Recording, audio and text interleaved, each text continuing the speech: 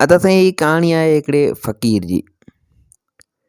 साईं हिकिड़े ॻोठ में हिकिड़ो फ़क़ीर रहंदो हो, जेको मवाड़ मतारो लॻो पियो हो, सिहतमंद हो, पर हुन जी आदत हुई त पियो पिनंदो हो ऐं खाईंदो हो ऐं पियो पंहिंजी ज़िंदगी जो गुज़र सफ़र कंदो हो।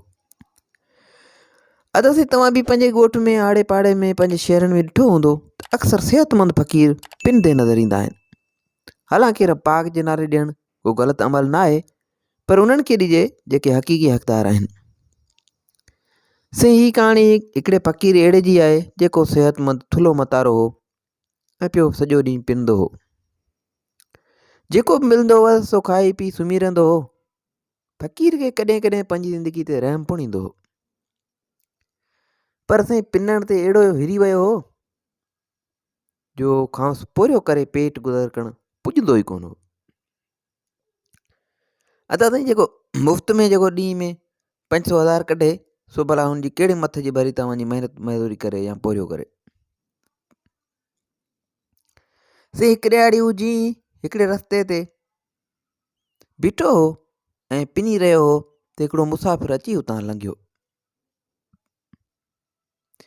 फ़क़ीर साईं अॻे फ़क़ीर माण्हू सो ॿाॾाईंदे चयाईं, ए अदा साईं भाऊ ग़रीब जो भलो करियो, धणी जे नाले धणी जो बि मूंखे कुझु टुकर भोर ॾियो, कुझु ॾियो वञो त धणी तव्हांजो बि भलो कंदो। से मुसाफ़िर उहो ॿुधो त बीह रहियो ऐं फ़क़ीर खे चयाईं, फ़क़ीर ठीकु आहे, ऐं तुंहिंजो भलो करण लाइ तयारु आहियां, पर छा तूं बि पंहिंजूं के शयूं मूंखे ॾींदे, मूंखे विकिणंदे? फ़क़ीर साईं जो उहे ॻाल्हियूं ॿुधियूं त सफ़ा वाइड़ो थी वियो। फ़क़ीर सोचियो त भला मूं वटि छा आहे जो आउं विकिणां ऐं हिन मुसाफ़िर खे ॾियां। फ़क़ीर साईं वाइड़ो थी वियो ऐं चयाईं त मुसाफ़िर भाऊ, छो थो मूं ग़रीब सां मिसकीन चर्चा करीं, मूं मिसकीन सां अदा छो थो मूं तो ठठुलियूं करीं, ऐं मिसकीन पिनड़ू फ़क़ीर, भला मूं वटि छा आहे जो विकिणां ऐं तूं वठी। मुसाफ़िर साईं काफ़ी समझदार माण्हू हो, तंहिं चयसि त आउं चर्चो कोन पियो करियां, आउं सचपच तोखां कुझु वठणु चाहियां थो। छा तूं मूंखे पंहिंजो साॼो हथु 1,000 रुपयनि में विकिणो करे ॾींदे? फ़क़ीर साईं उते वाइड़ो थी वियो ऐं अजीब कैफ़ियत में चयाईं त ॿेली वाह, भला हथ बका विकिणण जी शइ हूंदी आहे। मुसाफ़िर साईं वधीक चालाकी में चयसि, आउं तोखे 4,000 रुपया ॾियां थो, तूं पंहिंजा 2 हथ मूंखे ॾेई छॾ। फ़क़ीर चयो, न न ॿेली आउं तोखे पंहिंजा हथ छो विकिणां, आउं हथ नथो विकिणी सघां। हथ न हूंदा त खाईंदुसि कीअं, पींदुसि कीअं, सामान सड़ो कीअं खणंदुसि ऐं पिनंदुसि कीअं?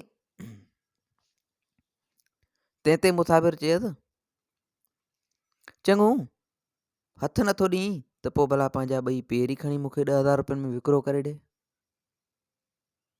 फ़क़ीर साईं वरी बि वाइड़ो थी वियो, परेशान थी वियो, न कार कंदे चयाईं, न न पेर न हूंदा त पोइ आउं हलंदुसि कीअं? ॿेली मुसाफ़िर भाऊ, आउं हथ पेर विकिणणु नथो चाहियां। पोइ त साईं मुसाफ़िर 20,000 रुपयनि में फ़क़ीर जा कन ऐं 40,000 रुपयनि में फ़क़ीर जूं अखियूं ख़रीदण लाइ तयारु थी वियो ऐं घुरियाईं। चयाईं त भला 20,000 रुपयनि में ॾे कन ॾे ऐं 40,000 रुपयनि में अखियूं विकी मूंखे ॾे। फ़क़ीर खे ॾाढी चिड़ लॻी ऐं कावड़ में अची वियो, चयाईं अबा वञ वञ वञ, छो अची मूं ग़रीब जे पुठियां पियो आहीं? मुसाफ़िर भाऊ जॾहिं जो आहीं होॾां वञ, मूंखे पंहिंजो कमु करणु ॾे, मूंखे पिनणु ॾे, तूं पंहिंजो रस्तो वठि वञ।